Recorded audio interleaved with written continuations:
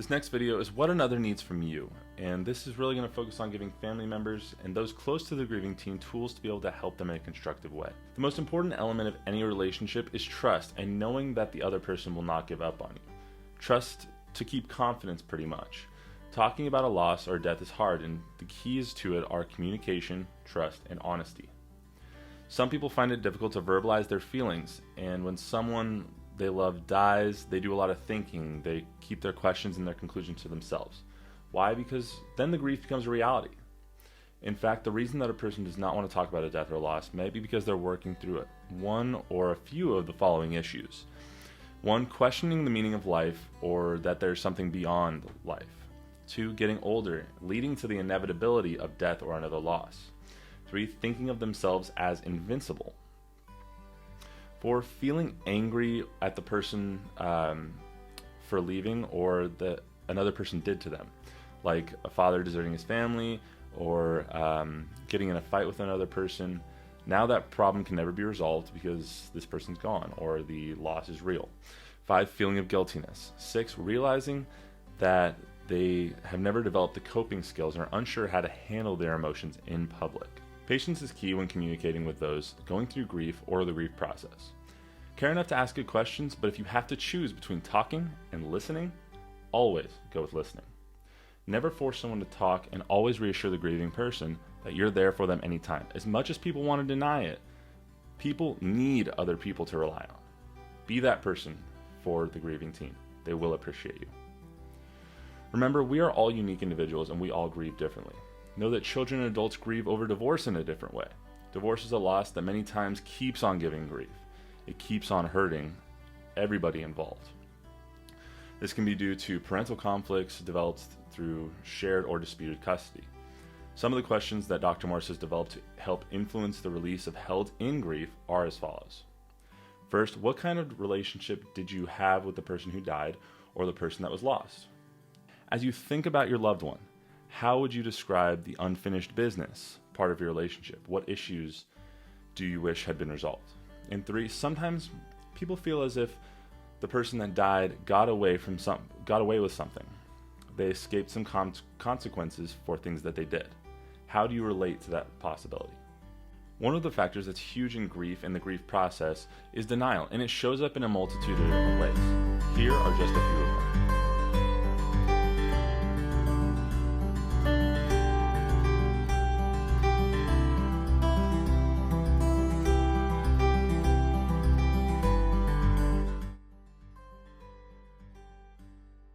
Denial of a loss can lead to further problems like addiction, isolation, deep depression, problems at school and at home in relating to other people, anger, and rage. Here are a few basic tactics to help avoid these pitfalls in the jungle that we call life. 1, confront the loss head on. Remind yourself that something doesn't have to feel real to be real. 2, seek out people to help with the loss. 3, share the memories of your loved ones and those who care about you. And 4, find people that you can share your struggles with, ones who understand your experience. This is why a friend or a grief group is vital. These are all ways that you can help yourself and that you can help other people get through this process that we call grief. In the process of assuming responsibility for your grief, I want to encourage you to take small baby steps and take joy in even the smallest of victories, because grief is a process and growing from it isn't easy, but it is important. If your son, daughter, brother, sister, wife, husband, friend, colleague, or anyone else that you want to help is grieving or struggling with accepting their own grief, here are some things to remind them or push them while also reminding them to take care of themselves and their mental faculties. Basically, these next 10 items are helping you remind others to be like Dory and just keep swimming. Accept that grief is normal. Know that you can and will heal. 2, be with others, especially during the first hours or days of your grief. Family and friends are important. Do not isolate yourself. 3, if your grief is about the death of a person, talk to them and remember them. Doing this may hurt, but it will also help you remember the good times. 4, express yourself somehow, whether this is singing or through a journal or through a poem or through anything. Just express yourself. For me, I love to sing. I love to sing country music. I love to sing anything that makes me feel alive. So I do that all the time, and it helps me just get me out of my body, 5, exercise and eat right. Even when you don't feel like it, grief is exhausting, and it's important to stay healthy. Obviously, using drugs, alcohol, other substances in recreation to numb yourself isn't smart. For example, when my ex and I broke up a couple years ago after 5 years of dating, I lost 25 pounds in a month just because I couldn't eat. When I tried to eat, couldn't keep anything down.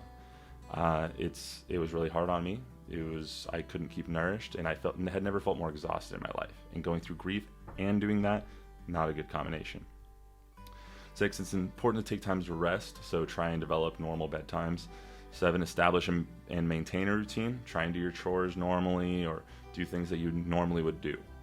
8, if you feel so inclined, attend or restart church services, whether that be by yourself, with groups, or with family. 9, find good books or articles on the grieving process. And finally, join a support group. #GrievingTeens. Having a support system is vital for healthily growing through the grieving process. So listen, learn, laugh, love, and then listen some more, because that's what your loved one needs. Ask questions to make them think. Give them a tissue to cry. Sing with them if they want to sing. Anything you can do, do it. Everyone handles grief differently, but let me tell you from experience, it's a lot easier with some help. And Grieving Teens gives you that. If you don't want to join support groups, just be the person that your person needs. Be that person. Now let's talk a little bit about Grieving Teens and how to find or join these support groups. First, what is a grief support group? A group consists of about 3 to 12 students that meet to listen and discuss each individual's journey in loss and grief. The groups meet from 30 minutes to an hour, about once a week, and they share their emotions, their experiences, and their circumstances having to do with both primary and secondary losses and how they're moving through their lives. These groups are open at all times and gain new members through referrals from friends, teachers, counselors, and in my case, coaches. New people change groups for the better in most cases, and because they tend to revitalize and refocus everyone back to their own original grief. It is necessary to have a culture of respect. The leader sets the attitude by his or her respect expressed to every attending student. The example set by the grief coach determines the accepted type of interaction during each session. The purpose of these grief support groups is to deal with the emotional, social, physical, and spiritual aspects of grief. The main prompters of discussion are commitment to trust and promise of respect that each member makes before we begin.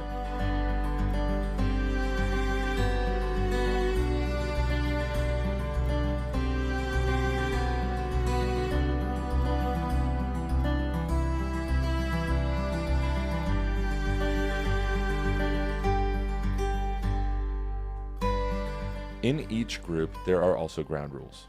The first one being, members of the group are expected to always be on time. It's also a good life lesson. 2, it's kind of like Vegas in there. What's said in the group stays in the group. There's no exceptions. This is a safe space. 3, everyone gets equal time to talk. There's not one person monopolizing everything. The 4th one is people are free to share what they want and when they are ready to share. No one's forced to say anything. And the last one is the role of a group member is not to give advice. It's just to listen. The leadership in these groups is real, but it's passive enough to allow students to feel comfortable, and it really is more of a facilitation or coaching than leadership in the directive sense. The group dynamics are actually pretty cool as well. Students usually want to feel inclusion, to feel like they're a part of the group and that they want to fit in, and that they fit into this group dynamic. Morris has learned that they need to feel like they are an important member of the group. They need to feel cared for by the group, and this occurs when they start to share and they feel supported and they feel respected or even cared for by some of the peers and some of the students that they're with. In the group, a young person is confronted with reality concerning the way that they are dealing with their emotions, their social issues, physical effects, and spiritual ramifications. In the last several years, Morris has seen that young people all have different needs and need to be in these groups for different lengths of time. He's seen some attend for a couple weeks and then be okay. But for the vast majority, they will need to attend for several months, and some attend for several years. For more information on grief groups and grieving teens, please visit the website or contact Dr. Morris directly. Brought to you by the HN and Francis C. Berger Foundation and Bighorn Golf Club Charities.